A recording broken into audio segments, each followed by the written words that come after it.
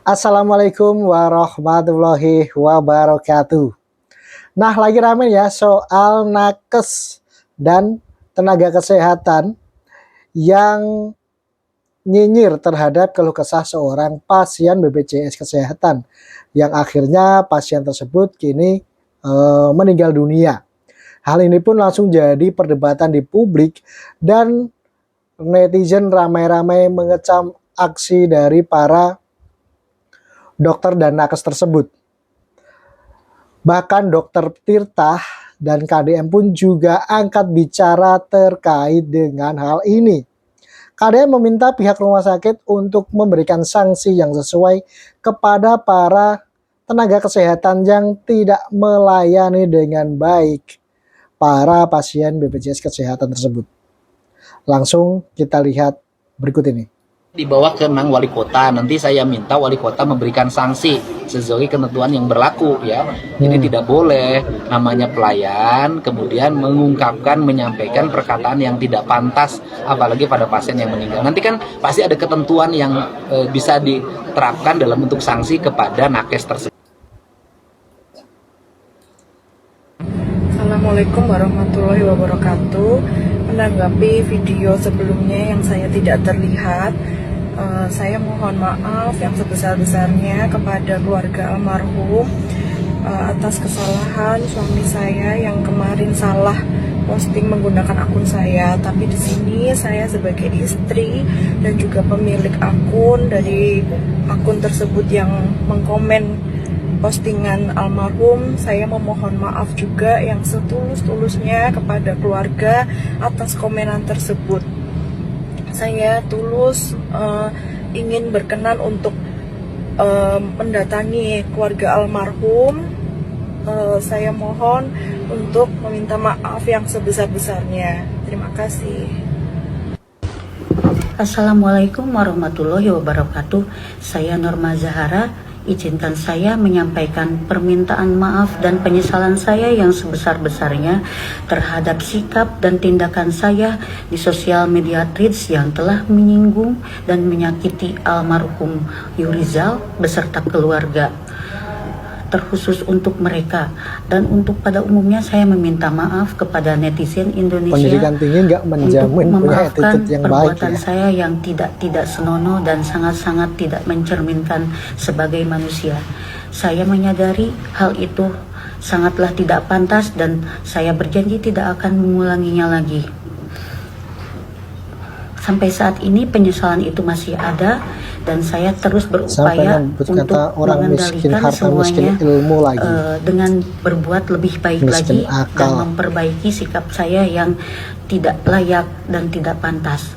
Mengenai pekerjaan saya bertanggung jawab penuh dengan kedinasan dan instansi yang terkait dengan saya untuk diselesaikan dengan aturan yang berlaku. Saya siap menerima konsekuensi apapun itu yang menjadi keputusan yang sesuai dengan mau nggak aturan. mau harus siap ya. Terima kasih. Wassalamualaikum warahmatullahi wabarakatuh. Selamat malam semuanya. Nama saya Benny Christian Sihombing. Saya ingin menyampaikan permohonan maaf atas ketikan saya di media sosial di Threads. Saya juga ingin menyampaikan turut berduka cita kepada pemilik utas yaitu almarhum Yurizal. Saya berdoa semoga segenap keluarga diberikan penghiburan. Saya bertanggung jawab penuh atas segala tulisan yang saya buat, dan jikapun nanti ada proses hukum, saya akan mengikutinya tanpa pembelaan ataupun menyewa pengacara, itu tidak akan. Saya juga menerima semua konsekuensi dari rumah sakit, dari ID ataupun MK ataupun pengadilan ataupun instansi lainnya. Saya hanya punya satu akun Threads dan juga satu akun Instagram, tidak ada second account, dan Instagram saya juga tidak akan saya private. Komentar-komentar juga saya tidak ada yang hapus, dan jika memungkinkan saya akan baca semua komentar-komentar tersebut karena memang saya melakukan kesalahan dan saya layak untuk hal tersebut. tidak ada klarifikasi. Saya memohon maaf karena telah membuat keributan ini, dan saya juga memohon maaf sebesar-besarnya untuk teman-teman sejawat saya, semua dokter-dokter yang memberikan edukasi di media sosial karena sudah merusak usaha-usaha tersebut. Saya berharap semoga kedepannya saya akan lebih bijak lagi dalam bermedia sosial. Mungkin itu saja. Terima kasih semuanya. Selamat. Assalamualaikum warahmatullahi wabarakatuh. Potong aja Kak nadinya, nama nanti saya juga Widya cepat Rini dapat Panistika. ruangan. Pertama, Komentar kalau saya kayak turut gitu. berduka cita atas meninggalnya Parah almarhum banget ya. Beliau Rizal. Semoga amal ibadahnya dapat diterima di sisi Allah. Amin. Yang Dan ini kedua, memantik saya kemarahan mengucapkan publik ya, permohonan maaf apalagi yang sebesar-besarnya kepada pihak keluarga pasien dari tersebut almarhum yang dirawat itu yang Beliau Rizal atas menunggu utas 8 jam saya itu yang menambah akhirnya beban ini meninggal emosional dan dunia. luka pada keluarga. Saya menyadari kesalahan saya dan ketidakprofesionalan saya sebagai tenaga kesehatan. Saya juga meminta maaf kepada instansi saya karena utas saya tersebut mencoreng nama baik instansi saya. Di sini saya bersungguh-sungguh untuk meminta maaf. Saya berjanji tidak akan mengulangi lagi di kemudian hari. Terima kasih. Jadi di sini saya sharing mengenai apa yang saya tahu. Nomor 3, Dokter poin Tirta 3 akhirnya poin speak up pertama, juga 2, loh 3. ya. Nah, poin ketiga ini adalah pada dasarnya pasien memiliki hak untuk komplain. Dah itu dulu, titik tanpa koma ya. Jadi di sini teman-teman dokter harus tahu bahwa kita ini tidak memiliki pendidikan memandang bahwa pasien itu as a customer. Dan sebenarnya saya sudah remind ini jauh banget dari threads. Pada waktu saya masih aktif di thread tahun 2023, saya pernah nge-thread soal itu, bisa digali aja thread saya masih utuh. Dan ketika kemunculan rumah sakit thread, jadi saya ingat banget ketika kemunculan rumah sakit thread di thread itu muncul, jadi banyak dokter yang migrasi ke thread. Saya mengingatkan bahwa dokter itu tidak semua memiliki pengetahuan mengenai pasien itu as a customer. Bahwa namanya customer itu boleh komplain, boleh mengajukan keluhan. Kalau keluhannya tidak tertangani dengan baik di rumah sakit, maka pasien tersebut akan menggunakan media yang dia punya. Entah itu WhatsApp, entah itu telepon, entah itu media sosial untuk komplain di semua platform yang dia punya. Itu dulu ya. Dan saya sudah mengingatkan itu di threads. Ya kalau netizen pengen menggali, ada sebenarnya. Ya karena nggak semua dokter mengetahui itu. Sehingga ya konflik horizontal ini sudah bisa ditebak.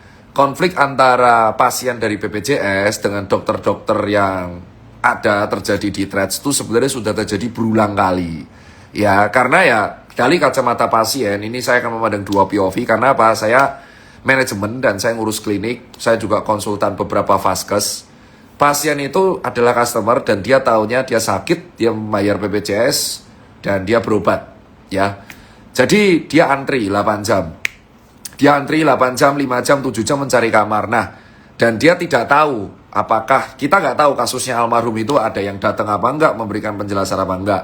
Tapi pada dasarnya, as a pengusaha dan kita melayani customer dengan baik, customer yang bingung itu akan tanya. Nah, tugasnya kita memberi jawaban. That's it. Sesimpel itu sebenarnya.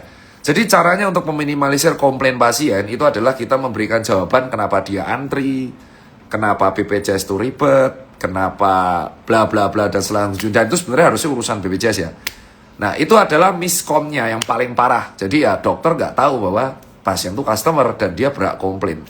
Nah, karena dokter tidak memiliki pendidikan komunikasi secara detail, apalagi bermedsos, dan rata-rata memang, ya aku akuin, meremehkan. Jadi memang di rumah sakit thread itu kan sudah saya kritisi dari 2026, kalau nggak salah awal. Dan bukan saya doang yang kritisi, tapi Dr. Davin juga kritisi bahwa pada dasarnya gini, tidak semua dokter itu memahami bahwa media sosial itu adalah media impulsif. Dan itu bukan hanya media branding. Jadi kalau kamu medianya sudah di publik, maka itu menjadi marketing tools. Kalau kamu pengen itu menjadi media yang hanya buat private, ya kamu private akun. Nah, ketika kamu mereply akun seseorang, otomatis komenmu sudah menjadi publik. Dan komen itu akan dikonsumsi oleh banyak orang. Ya itu sosial media. Dan saat itu saya mengedukasi ya, banyak dokter senior yang mengatakan ya sosmed penting. Ya sosmed itu nggak butuh diedukasi seperti itu. Ya akhirnya sekarang kita tahu konflik horizontal parah dan banyak sejawat saya yang blunder satu persatu dan ya sudah diduga kok dari dulu itu. Tapi pada dasarnya apa yang terjadi di thread itu udah salahnya sejawat. Jadi kalian nggak perlu berdebat ngalor ngidul alasan kayak organisasi kedokteran bilang ini karena burnout lah, ini karena apalah. Enggak. Apa yang terjadi di thread itu pure ada pasien komplain, dia sudah buat utas, ada dokter yang mereply dengan buruk. Dah, sudah sampai situ udah salah. Secara teori pengusaha aja udah salah bahwa kita tidak bisa memanage komplain dengan baik. Pada dasarnya ketika kita sebagai dokter kita nggak tahu case ya kita tinggal nge-hold jari untuk reply. Seperti yang saya lakuin, saya hanya mereply threads tentang olahraga, lari, dan that's it. Saya nggak reply debat-debat nggak jelas tentang kesehatan lainnya selain tentang olahraga, sport, dan apapun mitos dan fakta kesehatan. Jadi pada dasarnya itu aja. Ya kalian nggak perlu debat ngalor ngidul melakukan pembenaran. Intinya apa yang dilakuin sejawat dengan mereply itu udah salah. Ya terserah mau komite etik kedokteran yang ngurus atau mau apa kayak mau alasan bahwa burnout dilampiaskan medsos. Ya semua orang burnout ya, tukang beca burnout, kuli bangunan burnout, porter jadi burnout. Semua orang di Indonesia sekarang lagi burnout mengenai kondisi sekarang, apalagi pajak banyak banget. Kita melihat berita tentang pajak, kita melihat berita tentang korupsi, kita melihat berita tentang emas 74 kilo, kalau salah itu berat saya pula. Jadi ya semua orang stres sekarang, penuh dengan kortisol, high. Ya kamu bisa mengontrol jarimu. Kalau kamu stres di thread, ya kamu jangan main thread. Seperti yang saya lakuin, saya stressful banget dengan kerjaan yang penuh dan padat. Makanya saya deaktif thread. Cuman tim saya meminta saya, ayo Pak, ngomong Pak. Yang ini saya lakuin live. Kenapa saya live? Ya karena biar orang tahu ini live gitu. Dan saya nggak mau video saya malas ngedit, jujur aja malas ngedit coy. Buset, ini udah jam office hour, muka saya udah capek banget mau tidur. Kemenkes diminta sanksi tegas oknum nakes yang bully pasien di threads. Sepakat, memang harus dikasih sanksi tegas sebagai hukuman untuk memberikan efek jera dan juga peringatan kepada nakes-nakes lain yang mungkin cuitannya sama seperti ini namun tidak ke-expose gitu loh. Jangan sampai gara-gara mereka ini orang-orang berpikir bahwa nakes kita itu kayak mereka semua, padahal banyak yang baik loh. Guys, kalau kalian cuman sekedar tahu kejadian ini tapi nggak bisa ambil pelajaran berharganya, jujur kalian rugi banget. Kenapa? Mungkin lo juga tahu, dengan adanya sosmed, itu tuh gampang banget buat viralin, buat komen, bahkan kebanyakan untuk kita yang jarang berpikir berkali-kali untuk komen atau memposting apapun. Kalau dari kejadian ini, coba deh kalian baca lagi. Emasnya ini hanya mengeluh karena 8 jam nggak dapat ruangan dengan alasan dia BPJS. Bahkan nakes atau orang biasa kayak kita, mungkin ada aja yang pengen bilang, ya elah ini mah biasa kali, gak usah lebay. Apalagi melihat kondisi rumah sakit kita yang kadang penanganannya itu telat. Nakes dengan pengalaman dan jam terbangnya membuat utas kayak gini. Dan netizen yang ngadu nasib pun ikut menghujat. Tapi plot twistnya, Mas Yuri setelah berpulang, semuanya shock. Dari utas sederhana yang isinya hanya curhat, menjadi hal yang paling kita takutkan. Dia berpulang tanpa bisa mendengar satupun permintaan maaf dari para pelaku. Jangan jadi orang yang terlalu judgement. Judgement ini budaya orang Indonesia. Kita ini terlalu banyak ikut campur, bahkan bisa menghilangkan rasa empati. Kenapa sih kita nggak coba ketika mau komen atau posting sesuatu, itu dijadikan POV sebaliknya dulu? Atau coba cross-check lebih dalam lagi. Kalau udah begini, gimana? Orangnya udah berpulang. Bahkan saudaranya mengaku sedih melihat almarhum tertekan dengan bully di utas dia waktu lalu. Gue berharap kita makin bijak ya, gak hanya elu tapi gue juga. Kalau nggak bisa berkata yang baik, lebih baik diam.